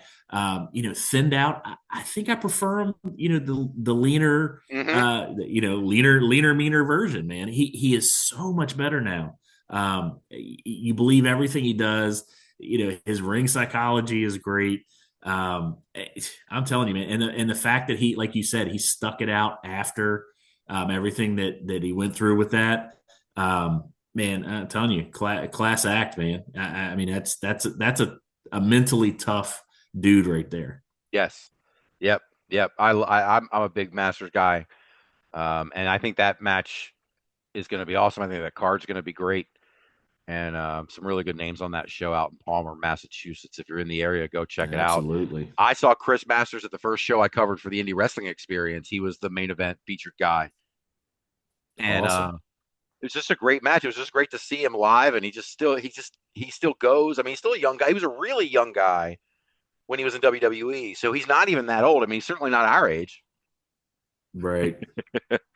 So let's see what else we got here. Pro Wrestling 225 is having Power Up at the East Park Rec Center in Houma, Louisiana. The Russell Twins will be defending the tag titles in a triple threat versus Killjoys and The Pillar. Dream Girl Ellie will be taking on Brooklyn Barrett. Defiant Simon Phillips will be defending the PW225 title against Vladimir Koloff. And Kerry Gross will be taking on Stan Sweetan for the console combat match. One thing I want to mention to you, John, is Vladimir Koloff is the AWA champion at the promotion that runs shows down in Waldorf, and he's a blast, man. He's just such a fun heel. He does nothing but screw with the crowd constantly, and he's the kind of guy you want to see get beat every time and never does. I'm going to take you. You and I are going to have to see one of these shows because he's great. Hey, we're coming up on some time where I'm going to free up, and I'm looking forward to getting to some shows with you, man. Mm-hmm. Yes, absolutely. Oh, speaking of which, this is just completely. I don't know why I'm mentioning this right now, but you and I talked on last week's show about GCW coming to Maryland and how you were going to miss it May 17th. And I was all ready to buy tickets to that show and go and then report back on it to you later. And then yesterday, I saw an announcement in the morning that the NWA Crockett Cup is going to be at the 2300 Arena on May 17th. Oh, and Natalia is going to be appearing. So, you shut your mouth. Having seen that post within minutes of it going up, I took a shot and went to the 2300 Arena website, and tickets must have gone on sale seconds earlier. And I got myself a third row seat right next to the ramp, and I'm going to the Crockett Cup, baby. Oh, congratulations, dude. That is freaking awesome. Now, look, we've been to the 2300 Arena. I don't think you said you'd ever been when it was ECW Arena either. No, I never went when it was ECW Arena, no. But the 2300 Arena now, as it stands, that's a great wrestling venue, don't you think? Dude, it's an awesome wrestling venue. You look back at some of the old ECW, shows, and you're like, probably could have skipped that place. But the way that it's been kept up and redone, I know we saw, what was it, the MLW show there, wasn't it? Mm-hmm. Man, it was phenomenal. I mean, there was not a bad seat in the house. The crowd was super into it. Everybody's involved. Man, it was just, you and I had a freaking blast. I mean, it was just really really fun. Yeah. So anybody that can get up to that venue, I recommend it. I know you do. So Oh my God, that's my favorite place to go see shows now. And like I said, I never went to the ECW arena, so I have no frame of reference there. All I know is the current right, 2300 arena is freaking awesome. yep, What was I going to say about that? But just make sure if you go up there, you get there early to find a place to park because street yeah. parking is tough. Parking's a little tough, but you will not be disappointed. I can guarantee you that. Yeah, doesn't matter what show you see, honestly. Let's see, I Mm-mm. got a couple more. I think I got 3 more left for this week. Showtime Pro Wrestling is having Showdown 2 at the American Legion Post in Eau Claire, Wisconsin. Salem Lasher will be taking on Devlin Kane. Ethan Matthews, who Rich just mentioned for his show, taking on Ken E. Defense, Dephyncee. Love that. James Morgan taking on A.T. Rude. Ghetto Gear Solid versus Kyle Pro and Garrison Creed. And Nathan Sensation versus Aaron Sacrifice. I swore to God that was Jason Sensation when I wrote it, and I was waiting for the Owen Hart imitation. I had to read it twice. I'm not a nugget. Let's see. Also in Wisconsin on Saturday, Bruce City Wrestling is having Blarney Bedlam at the Elks Lodge 400 in Waukesha.